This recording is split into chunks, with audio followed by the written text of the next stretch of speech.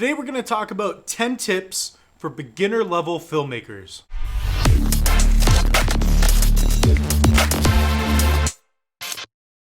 Number one, you need to have a plan. So it's really fun to just go get a camera, get out there and just film something. But without a plan, you're basically just wandering around. When it comes to filmmaking, when it comes to producing quality video content, whether it be for YouTube or you're filming weddings or anything like that, if you have a plan, if you have some form of structure, then you're gonna have a much better end result. The plan honestly means everything. If you're filming something and it looks good, or if it sounds great, that's wonderful. But if it's not sending the right message, if it's not a project that's going to be fulfilling, if it's not planned out, it's gonna be basically useless. Number two, use a tripod. So a shot like this, I am just standing here. We are in a studio setting, but to have movement wouldn't make any sense. If your subject is still, then you want the camera to be still. One kind of pro tip is to mimic what your subject is doing. So if they're running around, you may want the camera to run around. If your character or talent is in a frantic state, then you may want to make the camera handheld and go a little edgy. Again, this is just motivated camera movement, and it's something that you can implement in your work. And number three, have great sound. So this is what the sound sounds like just in camera. So this is what the sound sounds like with the overhead shotgun mic. Again, great sound is really important. You don't have to spend a lot of money. In fact, we have a video just below where we talk about a few ways in which you can capture great sound for almost any project. Number four is probably one of the most important ones, and that is simply to be positive. When you're positive and you have the right mind and the right attitude, you can accomplish much more. A lot of this has to do with the first thing that you think about in the morning, and then when you arrive to the project that you're working on. Some projects undergo a lot of time and a lot of work. However, if you have the right attitude, if you're positive, you can push through those projects. So for a lot of you, if you're the first time filmmakers, if you're just getting into it, this is something you want to do. So if you're a beginner level filmmaker and you think there's just too much, you think it's almost impossible, don't think that way. Be positive, take your time. It takes time to learn, develop the skills, to implement it. And that's the thing too, just do it. Go out there and do it and be positive. I'm telling you, when I started out, I was awful. Awful.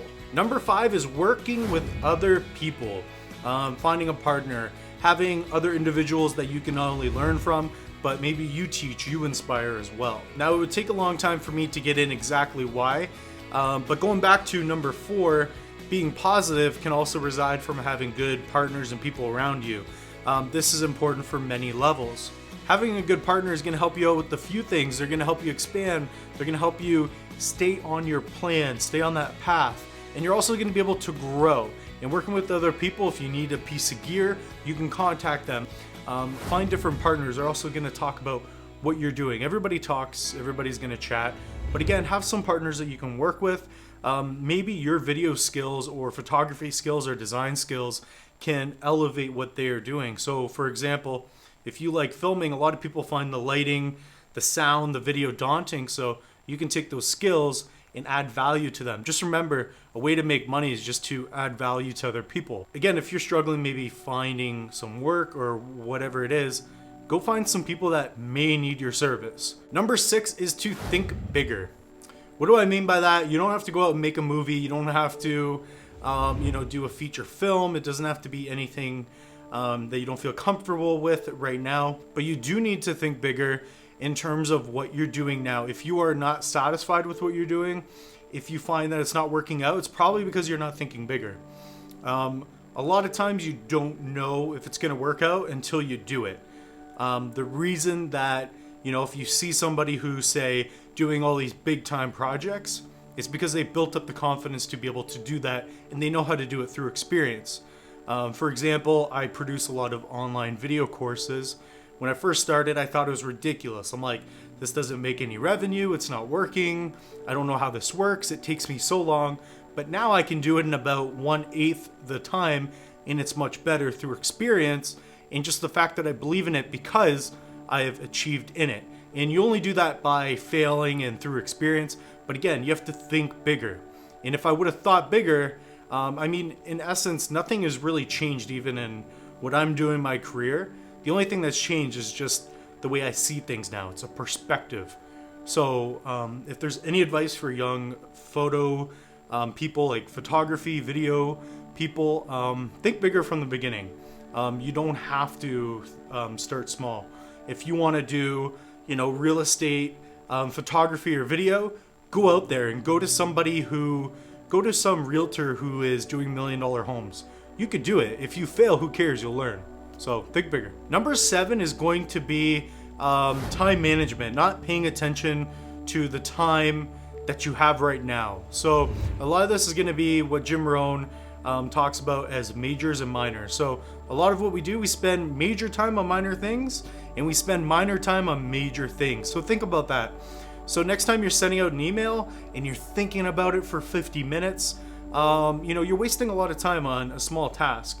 50 minutes of your time is quite a bit. And if you're taking all that time to send one email, that may not be beneficial. If you're doing that and then you're only spending 10 minutes on a big project, you need to fix those priorities. Another example could be trying to find the right camera. I know I used to do this. I would literally spend probably like a month straight trying to find the right camera. Who cares?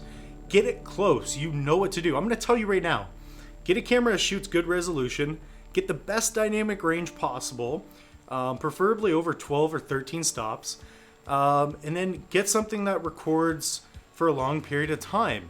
That's all you need for most projects. Again, Blackmagic Pocket Cinema camera, Sony a7S III, get it and go do something. So major time on major things is more important.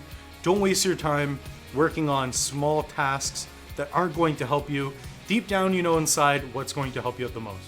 Number 8 is focus. So what do I mean by that? For a lot of people, it's going to be different.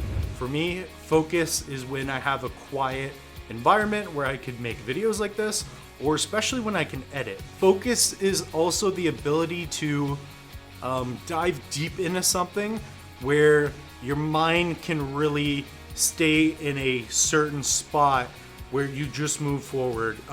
If you have people distracting you all the time, if you have your phone going off all the time and people are calling you, they are breaking your focus on, whether it be editing or filming. You can't stop that. You have to keep the momentum going.